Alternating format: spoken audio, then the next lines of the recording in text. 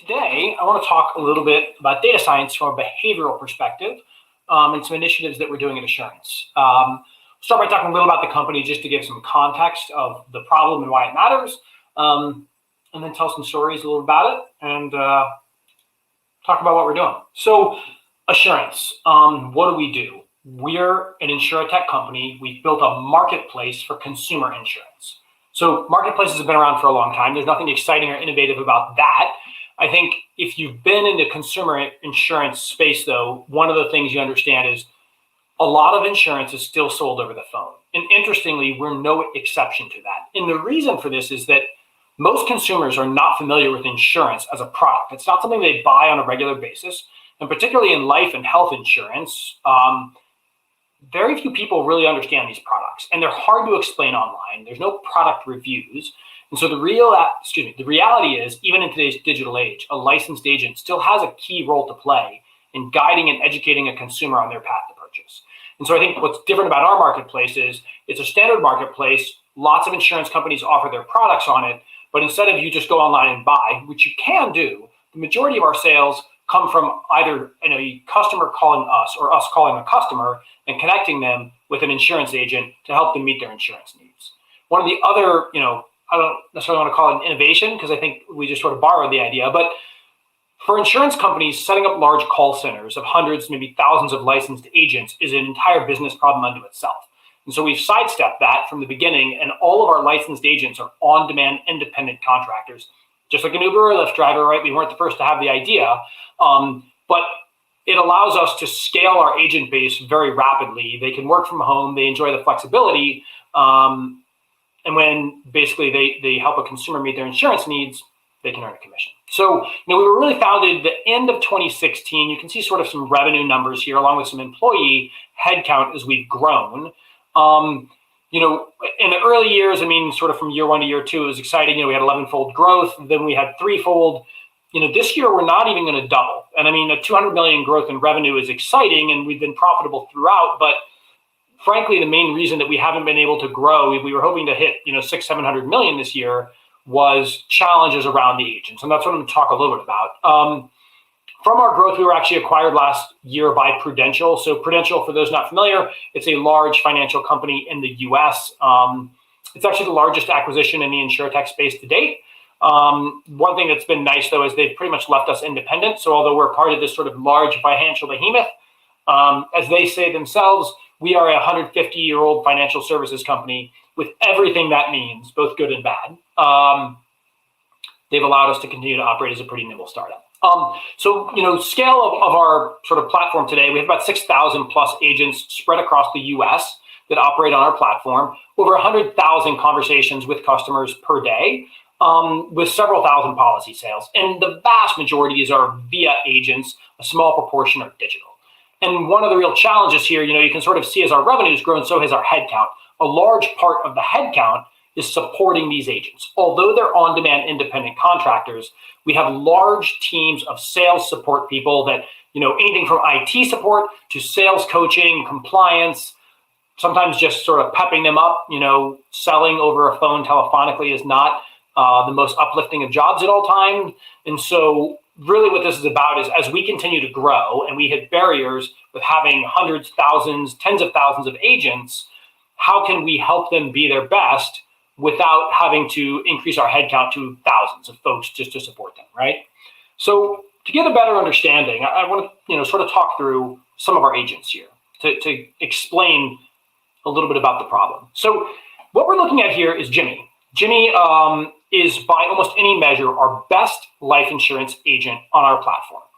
Jimmy works 1 week pretty hard and 1 week sort of not so hard. What we can see here is the height of each bar is the number of hours that he worked in a given week, right? So we can see the week of 5 April this year, Jimmy worked about 30 hours on our platform. The label is the number of policies that he submitted per hour worked. So about 3/4 of a policy per hour, or maybe a better way to think of it is about an hour, 20 minutes on our platform is what it takes him to submit a policy, right? The color here indicates what we call his tier or level, which is a measure of his conversion efficiency. Jimmy's a level 9, level 10 agent for us, which means 9 to 10% of all customers he talks to end up with an enforced policy submission. That's very high for us, right? And so Jimmy is sort of a fantastically productive asset to us.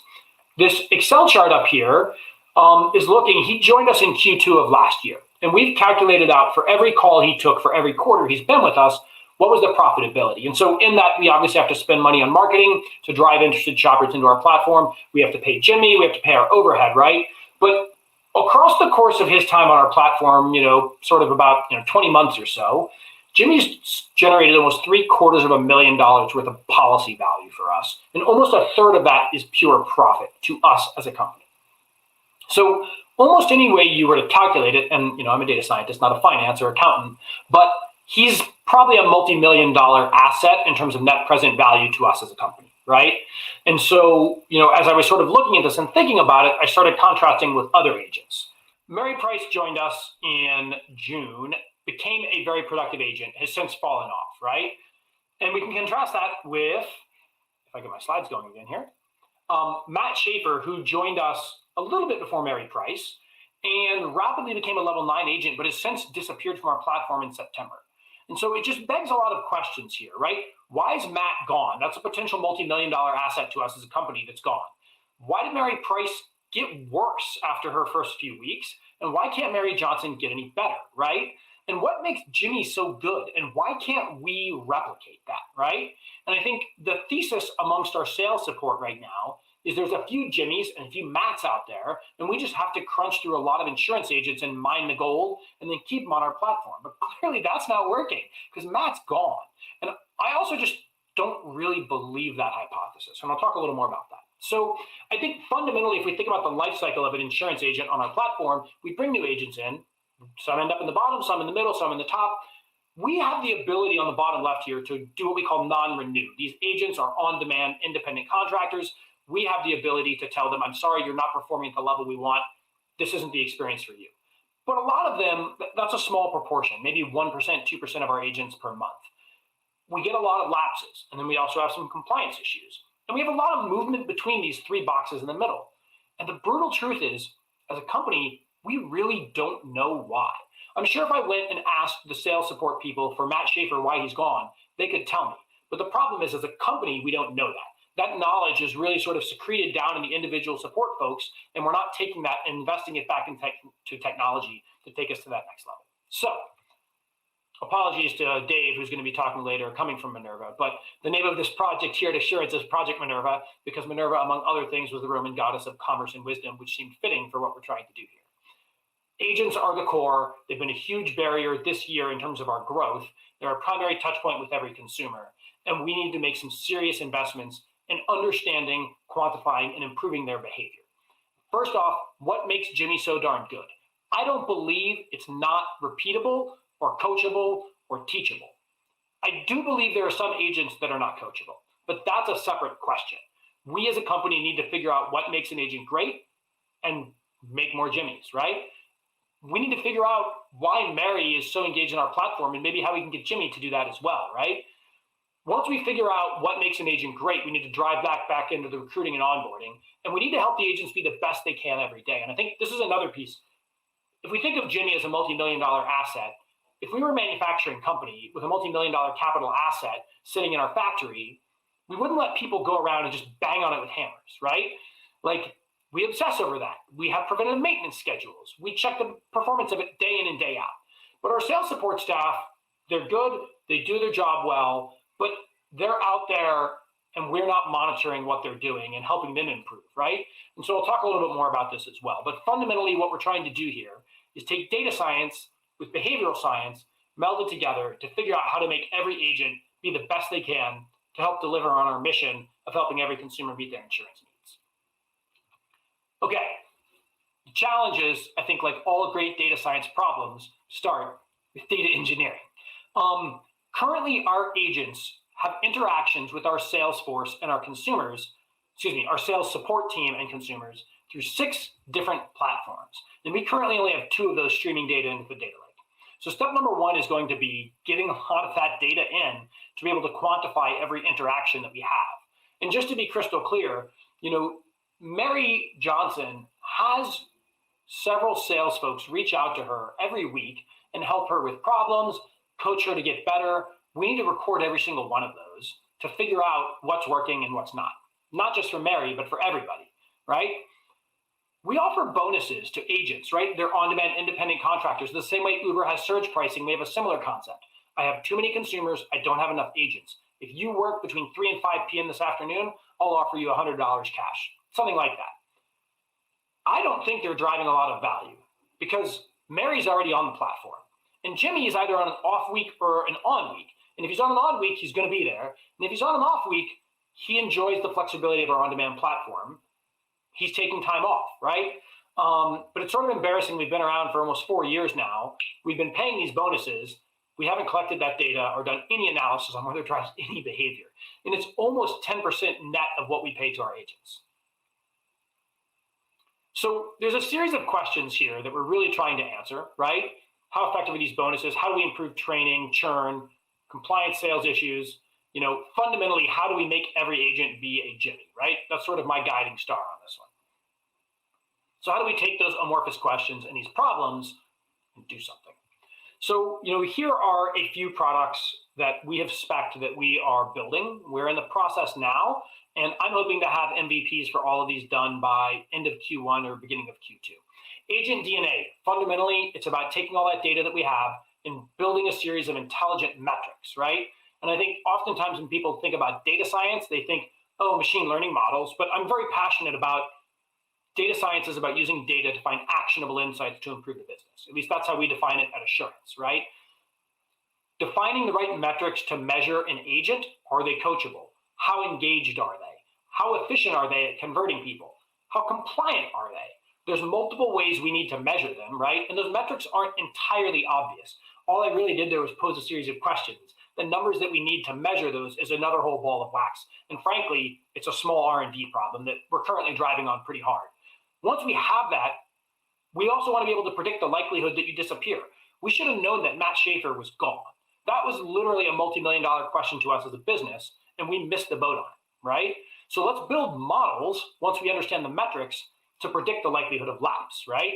And once we figure out what makes an agent great, let's drive that back into our retention and recruiting to make sure that we're getting the best agents on.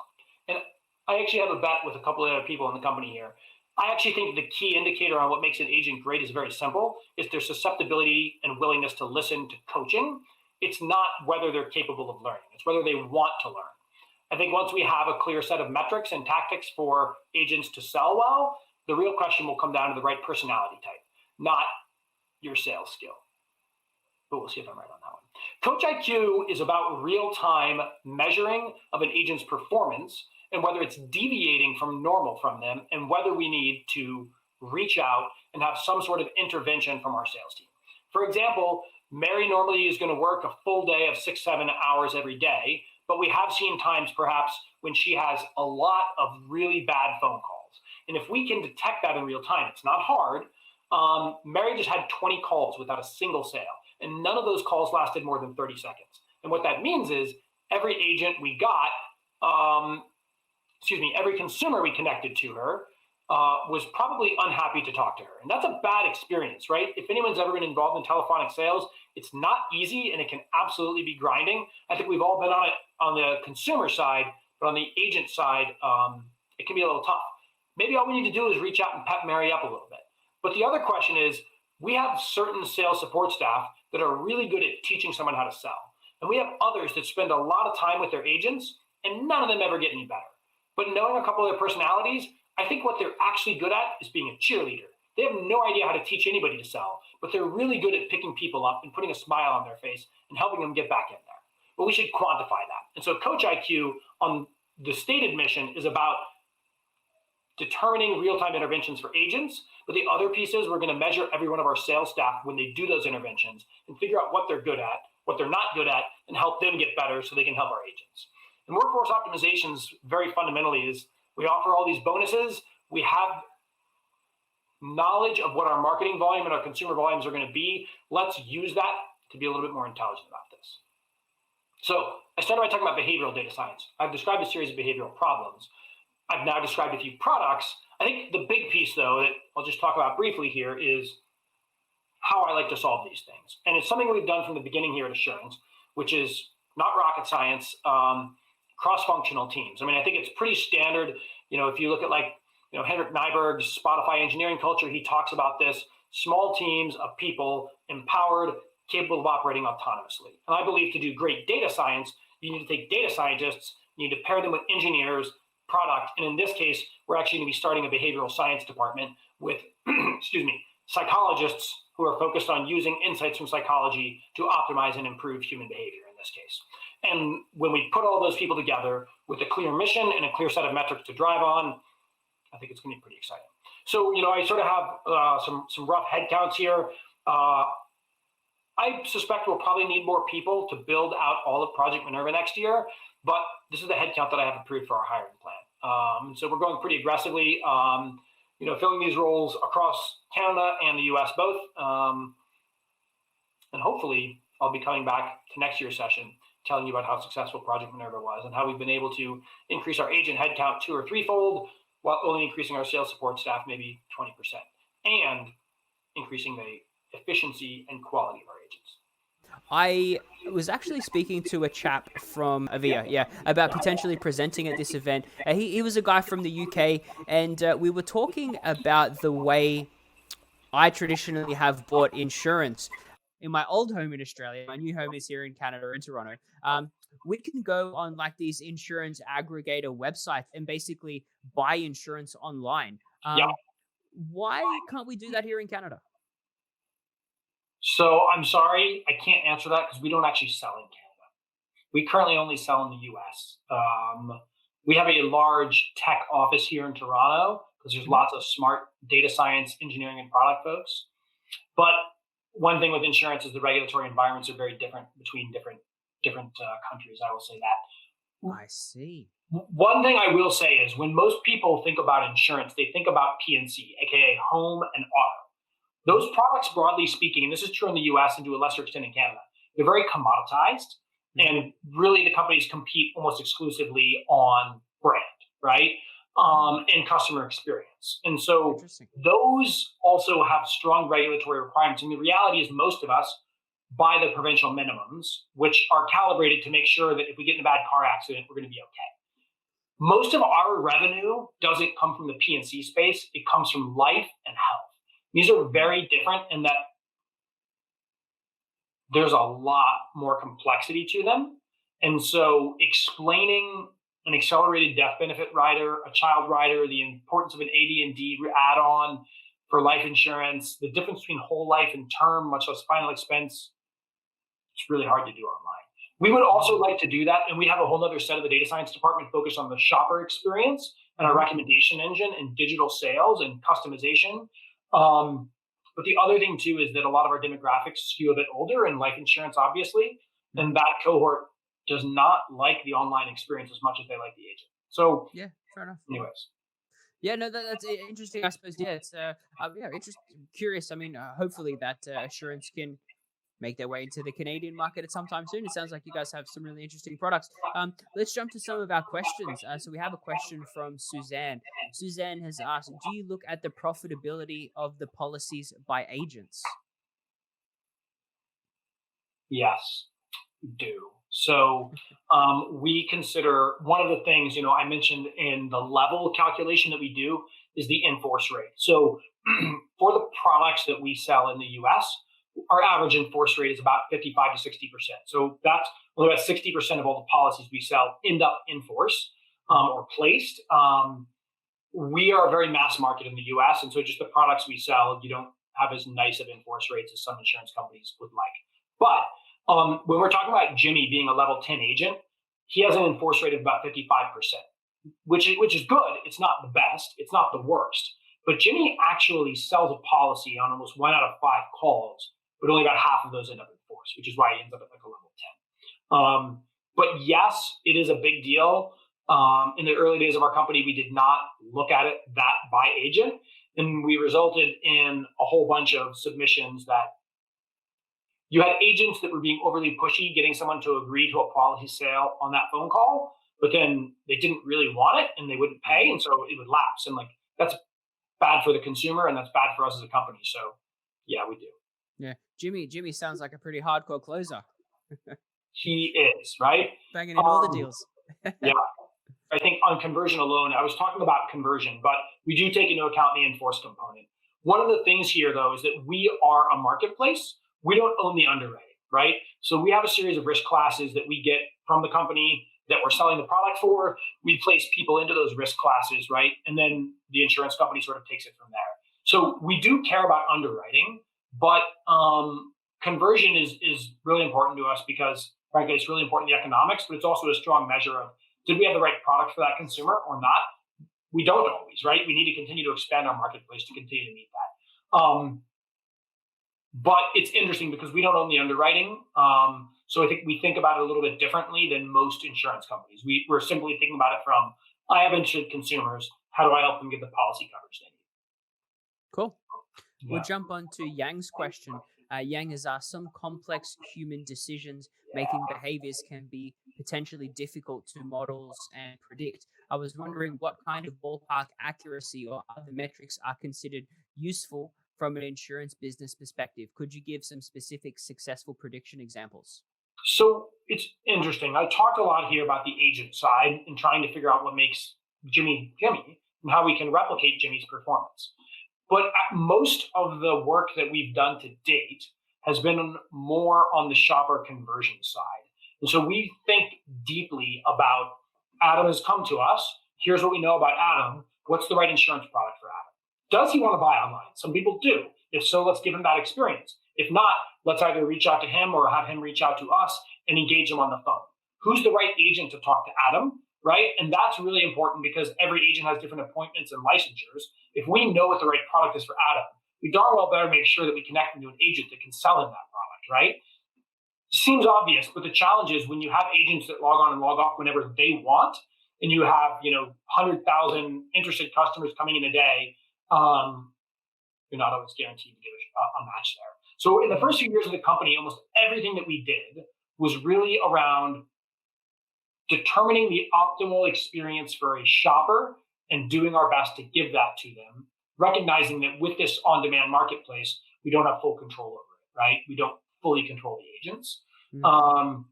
But I think, the perspective here from Yang of we've done a lot of measurement of agent performance and outcomes, but we haven't done a lot of prediction, which I think is a huge blind spot for us, which is why we're launching Project Minerva.